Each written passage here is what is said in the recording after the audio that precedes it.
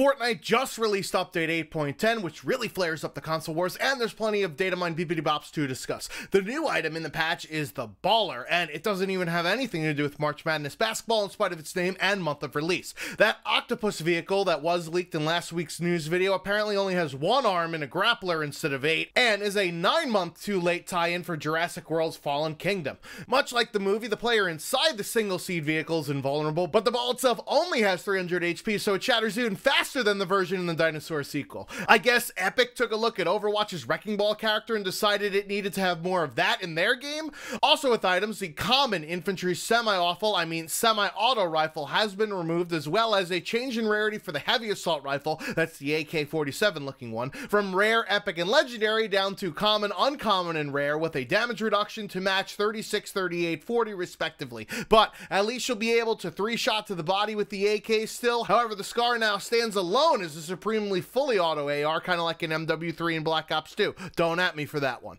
Since this is a game about building after all, clingers have had their max stack size reduced from 10 down to 6, similar to the small shields, and also with shields, medical items have gotten new animations because Epic has finally hired some more GFX guys in the wake of the emote lawsuits being dropped, so they can get away with more flair. Adjustments have been made to the way that you loot, since introducing the treasure map item has basically changed most Team Rumble matches into solid golds, because why even bother trying to find shit when you can get the best weapons in the game handed to you and a pal for the cost of one item, and going slightly out of your way to get them. That is, if the game didn't spawn the X marking the spot on the spawn island or out in the storm like the greatest of cock teases. The availability of the item has been halved from both floor and chest loot, so you'll have to look even harder for some of you virgins to get some actual booty. Vending machines have also had a complete overhaul, as they're now more like ones that you could actually just tip over to get that snack for free out of, since you just burned off the amount of calories that you'll gain by consuming it. Instead of having material costs associated with each item, since the asinine decision to allow only 500 max basically made them all obsolete, each vending machine will now dispense one item for free, like it was originally in Oprah's green room. You get an item and you get an item. The machine will, however, be destroyed after it gives out this item, although common and uncommon vending machines have been removed entirely, because who the fuck wants stale pretzels anyways, and the mounted turret is also out of the legendary vending machine because having it in the game in the first place isn't even a good idea. There's more gameplay changes, as Epic has decided to heat up the Xboners versus Sony Pony debate by combining the player pools of the Xbox One and PS4 to require them to opt into crossplay in order to play the Battle Royale mode, and those that don't are restricted to Playground and Creative mode only. The same goes for Nintendo Switch and mobile players, because the Switch apparently has the same computing power as an Android device. This is very curious, as Epic keeps their player populations tight-lipped and doesn't give out those numbers unless they're being touted. So could this mean that the game is actually finally now on the decline, and thus necessitating player pool mixing in order to fill out playlists during non-peak hours? Let the speculation run rampant in the comments section. Also, in order to combat sodium chloride levels dictating kill counters, players will now get credit for them in cases where the enemy disconnects, logs out, or suicides for 15 seconds later, or storm eliminations for 5 seconds later. So now there's no reason to not sit there and think about how you just got outplayed instead of rage quitting like a man-child.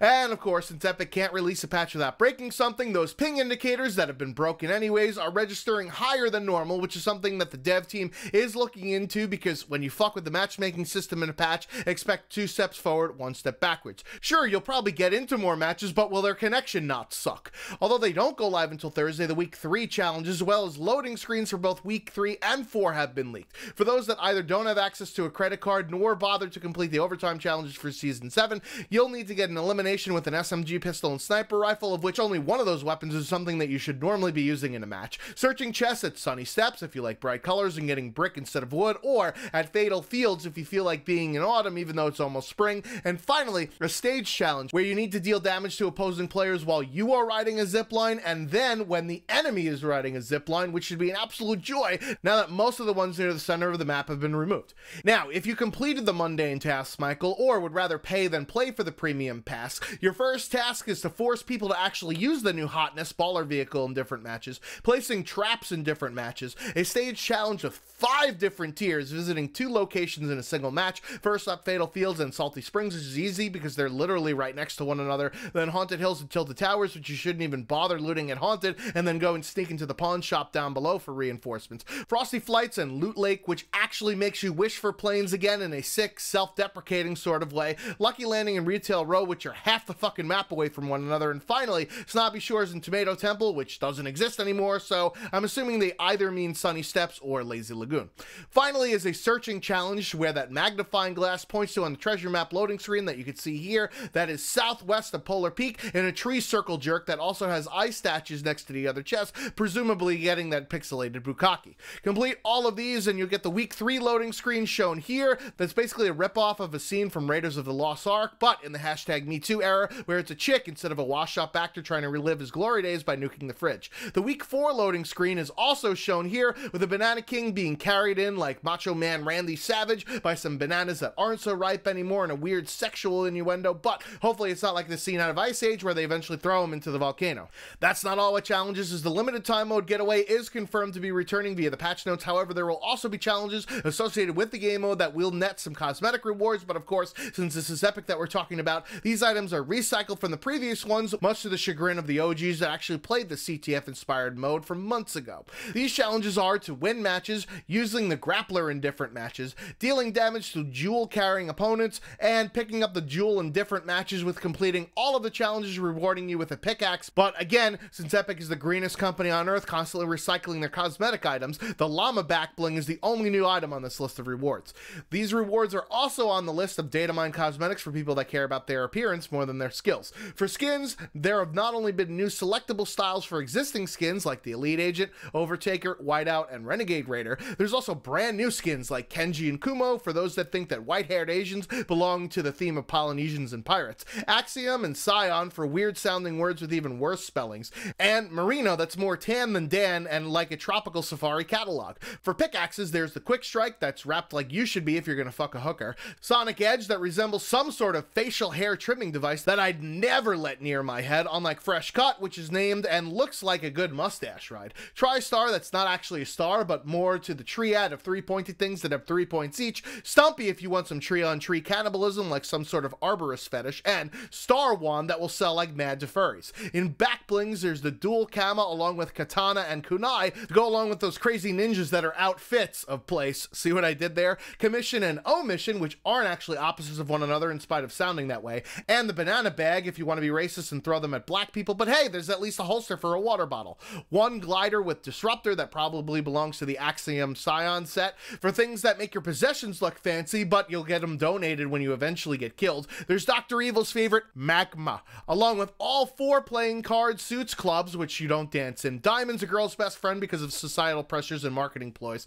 Hearts of which the king is suicidal, so you might want to watch that, and Spades, that is a fancy word for a shovel and not what happens to female pets. Lastly are emotes with Drum Major that's not actually doing any drumming at all, but instead being the marching leader that doesn't actually play any music, followed by 3 of the laziest recycled offerings like Raining Doubloons that swaps the cash for coins that should make strippers flee for their safety if you were ever doing this up in a club, Slap Happy that is more line dancing, and Spring Loaded for people that actually can't pull off a backflip in its entirety, so they call it something that sounds slightly more complicated for failing to do the real deal. There's also a leaked Laguna bundle with the skin of someone wearing a turtleneck in spite of a tropical theme, along with a Pineapple Strummer back bling and Pineapple Wrap in a completely hodgepodge set that will also come with some V-Bucks. Additionally found in the files is a description for a Going Green St. Patrick's Day limited time mode that makes all chest loot uncommon or green, with those treasure maps providing the only way to get guns that even shitters can get kills with. Instead of being clever and following the rainbow in order to get to the treasure though, you'll just have to look up for that gold beam of light. Also in upcoming events, leaks for the next versions of the block have been found, including Prudis Creation's Skull Island, which actually somehow fits the pirate theme, and Crazy Flips' Harmony Hotel, which looks like a reversioning of Lucky Landing that somehow doesn't evoke a Robert Crafton and Jupiter massage parlor vibe. We did show off the week 3 loading screen that is arrow shooting at the Sidewinder skin, but this also may confirm a potential new trap that has also been found in files called the Poison Dart that might combine the Stink Bomb with the Vaulted Crossbows, or maybe even evoke those bottle rockets back this time without all the fucking noise. Also in new weapons, there are lots of references including audio and visual to a new pistol called the Flintlock, thematically appropriate for once, but again, this will most likely be a reskin of the revolver or 6-shooter in terms of damage model and usability. That is none. Lastly, in the coming soon black holes, an undo purchase button to the Fortnite store so that your V-Bucks can be refunded for accidental purchases if you do not play a match with the cosmetic item, and if you do it within 5 minutes of letting your V-Bucks turn into actual cash money for the developers. Why Epic decided I'm doing this instead of a confirmation page after you clicked into said cosmetic